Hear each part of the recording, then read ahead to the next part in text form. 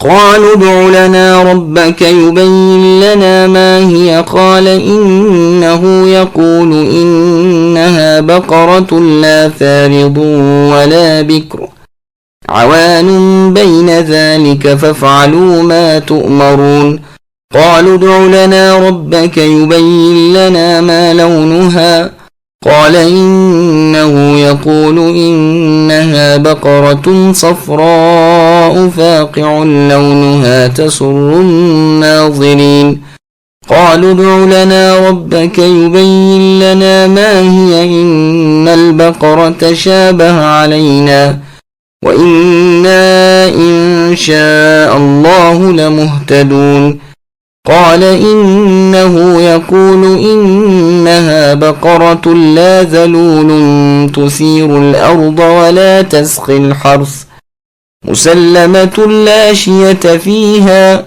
قالوا الآن جئت بالحق فذبحوها وما كادوا يفعلون.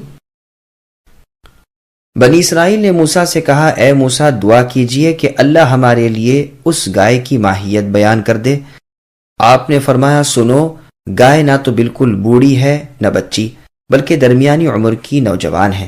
پس اب جو تمہیں حکم دیا گیا بجا لاؤ.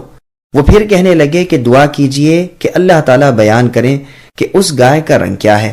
فرمایا وہ اللہ کہتے ہیں کہ وہ گائے زرد رنگ ہے چمکیلا اور دیکھنے والوں کو بھلا لگنے والا اس کا رنگ ہے. وہ کہنے لگے کہ اپنے رب سے اے موسیٰ اور دعا کیجئے کہ ہمیں اس کی مزید ماہیت بتائے. اس قسم کی گائیں تو بہت ساری ہیں پتہ نہیں چلتا. اگر اللہ نے چاہا تو ہم ہدایت والے ہو جائیں گے. آپ نے فرمایا اللہ کا فرمان ہے کہ وہ گائے کام کرنے والی زمین میں ہل جوتنے والی اور کھیتوں کو پانی پلانے والی نہیں وہ تندرست اور بے داغ ہے. انہوں نے کہا اب آپ نے حق واضح کر دیا. گو وہ حکم برداری کے قریب نہ تھے لیکن بالآخر حکم کو مانا اور وہ گائے ذبح کر دی. سامعین اب ان آیتوں کی تفسیر سماعت کیجیے. بنی اسرائیل کی سرکشی.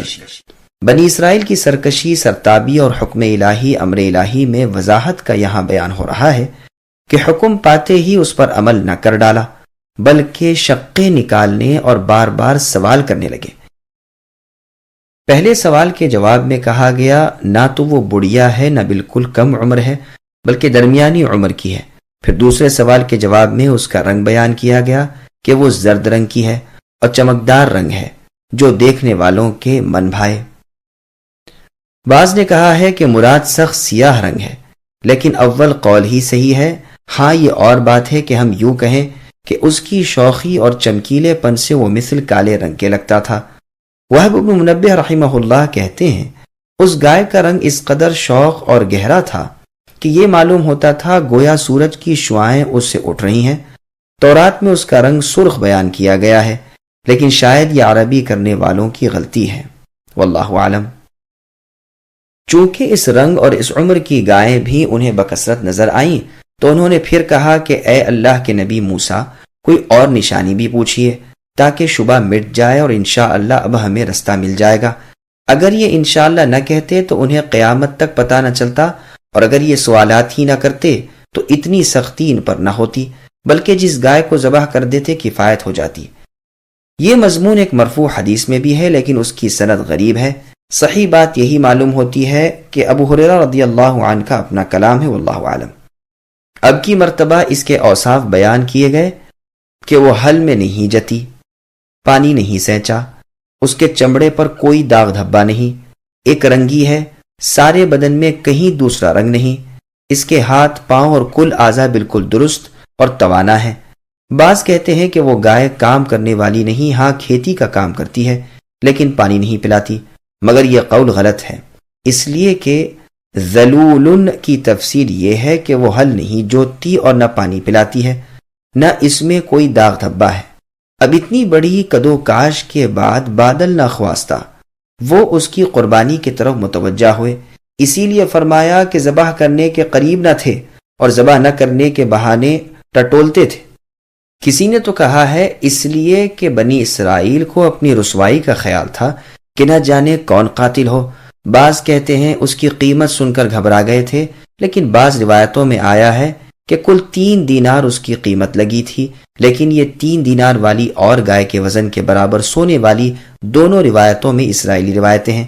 ٹھیک بات یہی ہے کہ ان کا ارادہ بجاوری حکم کا تھا ہی نہیں، لیکن اب اس قدر وضاحت کے بعد اور قتل کا مقدمہ ہونے کی وجہ سے انہیں یہ حکم ماننا ہی پڑا، واللہ عالم۔